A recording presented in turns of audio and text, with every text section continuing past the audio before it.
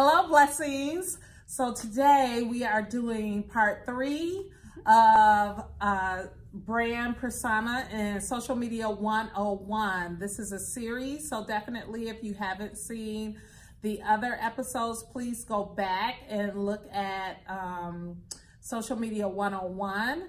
We have today with us again Maya Barber, who is my first book cover designer for my poetry collection, but she also is just a wonderful young expert on all things social media. She works with helping companies and organizations establish a social media presence. And so today we're going to continue our conversation about social media and branding, brand persona. So glad to have you guys here. If you haven't subscribed, please subscribe, please like and share. Also add some comments and questions and we'll make sure we get to answer them maybe in the next round of discussions and dialogue about this topic.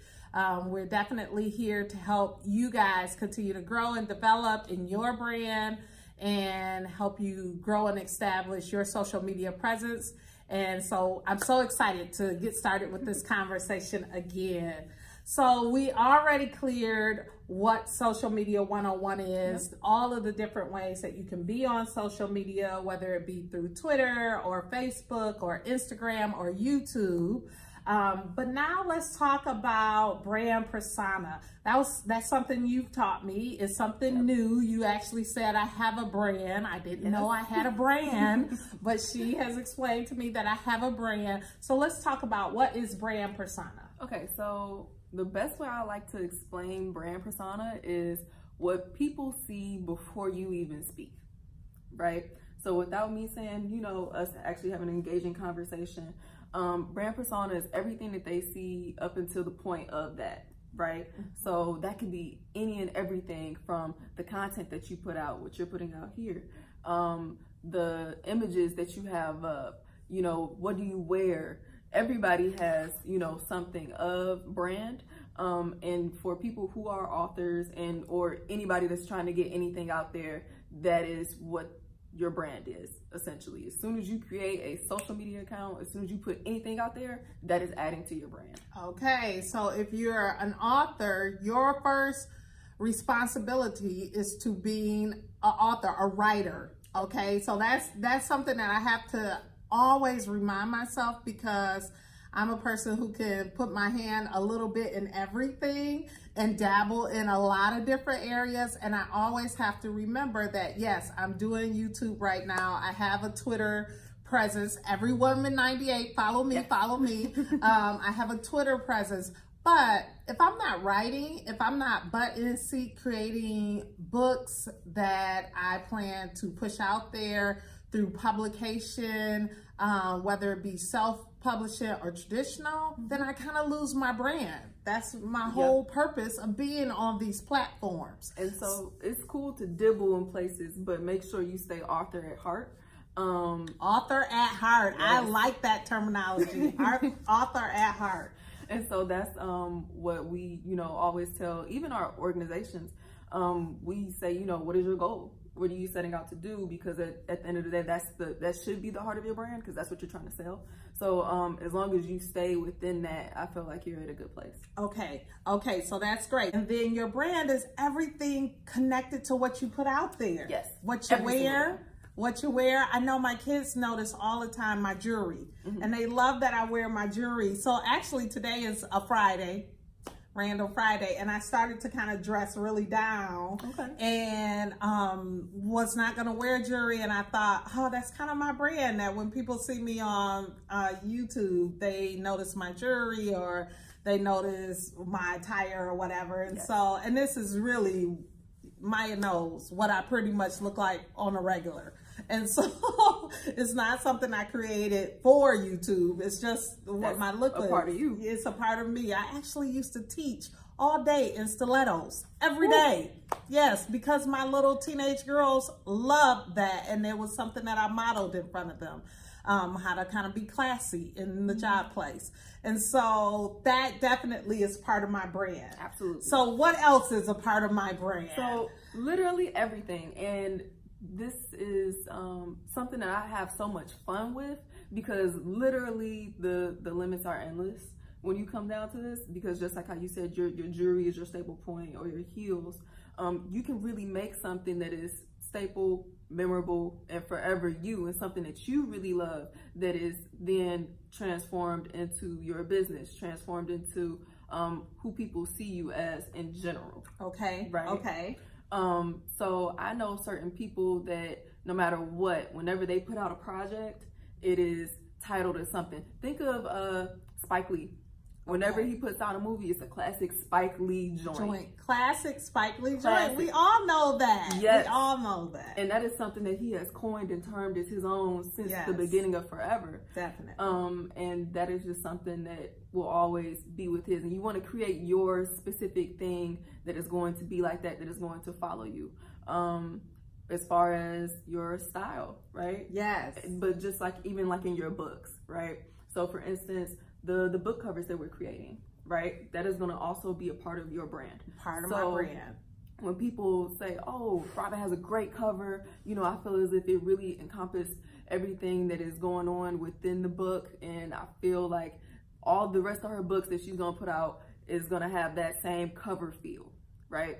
That's also going into that. Yes. Same things with the videos. Oh, Robin is very, you know, she's doing all these things with actually trying to help authors. This is all a part of your brand. Okay. Every single thing. Even when you think that it's not, it is. Okay, that's all good to know. It's funny because when I first started the writing journey, I used to say, I want to write for everyone. I want to write for kids, but I can write women's fiction, and I can write mysteries, and I just could write everything. And I remember watching several other influencers, Oprah, different ones, talk about you have a targeted audience, and that's how we know where to place your product.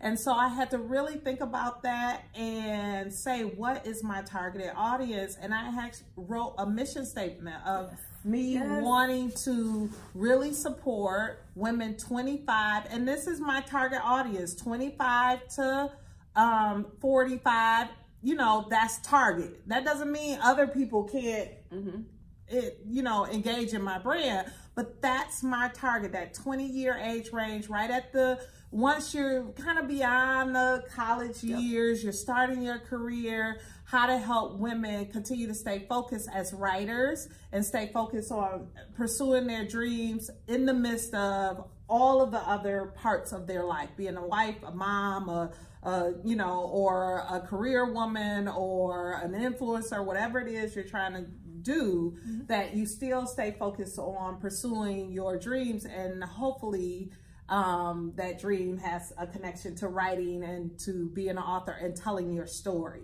And that is my target audience group. So when I talk a lot about writing in the fringes, how do you make sure you still put aside finances to engage in conferences and keep learning? How do you put the kids down so that you can continue to pursue your own dream and your own thing?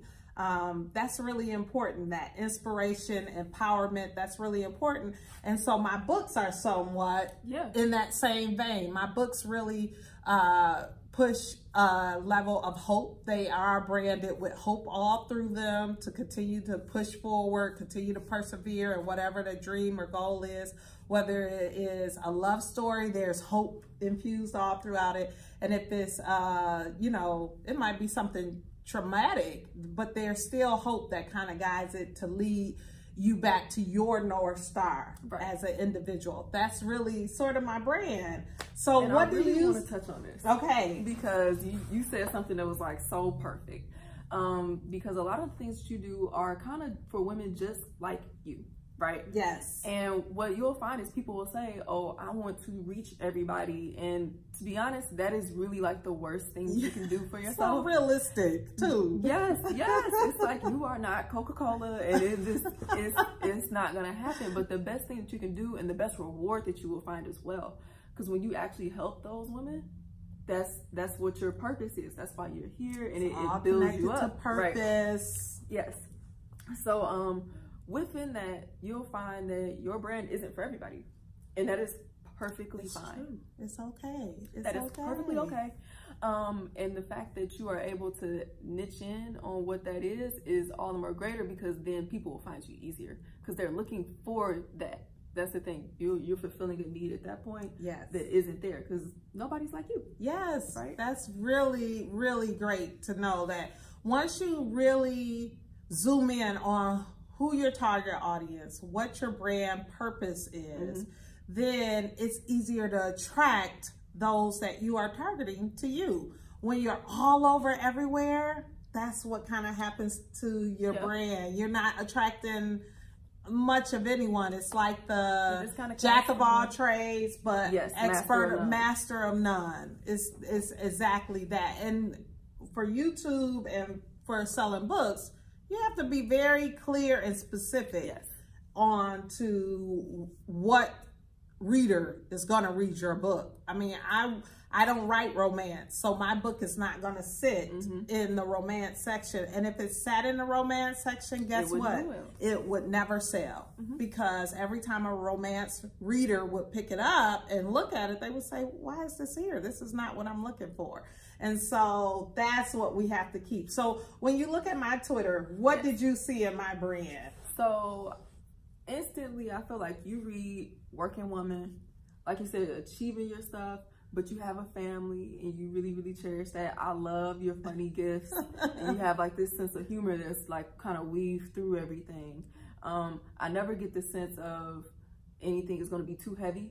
Whenever I come to you, I'm looking for, you know, oh, this light. Yes, light. And that's what people who you are trying to attract, that's what they want. Yes. That's what they want from you. That's what they come from you. And I see that consistency, and I see that consistent community there for that. So you're, like I said, you're fulfilling a need at that point.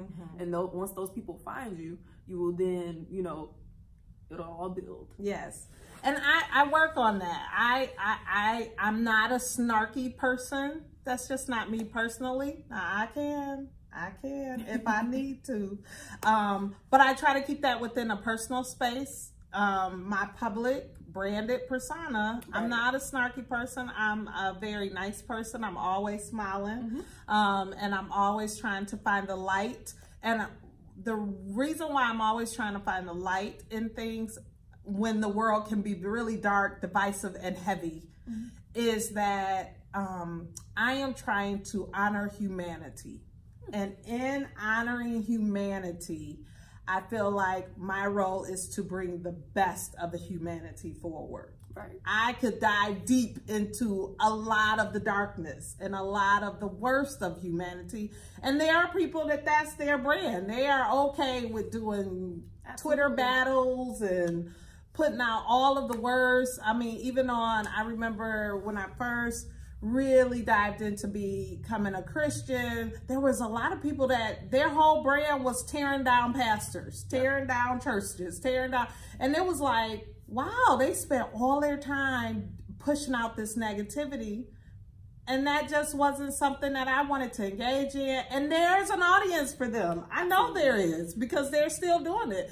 But just for me, I feel like my role is to honor humanity by showing the best and the lightest, and to bring laughter and love through our understanding of humanity.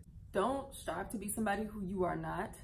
Try to be your best self, right? So say for instance, I really, really think that, you know, there are some pastors who are ripping people off, and I just have to tell other people about this. Because if I don't, this is good. I feel like I'm going to do a disservice. Therefore, what is the best way that I can get this out there and do that? And if that is your mission, if that is what you are out there to do and you feel passionately about that, then go for it.